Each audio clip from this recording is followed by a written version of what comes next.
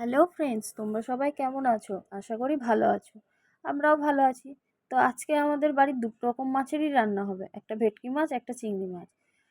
কর্তামশাইকে মাছ আনার কথা বললে এইরকমই অবস্থা হয়। আবার একটু চিকেনও রাখা ছিল ফ্রিজে, সেটা বাইরে বের করে রেখেছি, কারণ এটা কর্তামশাই চিকেন স্টু হবে। তো কিছুদিন হলো ওয়েটটা এতই বেড়ে যাচ্ছিল, ওই জন্য ডাক্তার বলেছে যে একটু তেল ঝাল মশলা কম খেতে।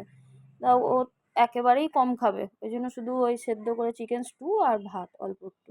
তো এখানে চিংড়ি মাছ সব ভাজা হয়ে গেছে, এখানে পেঁয়াজ বাটা দিয়ে এখন কষানো হচ্ছে। আস্তে আস্তে এখন রান্নাটা হয়েও যাবে। আর আজকে একটু বেরোবো বলে একটু তাড়াতাড়িও রয়েছে। তো এখানে চিংড়ি মাছ মোটামুটি রেডি হয়ে গেছে, এটা মালাইকারি করা হয়েছে যেহেতু ছেলের আর আমার বোনের খুব ফেভারিট।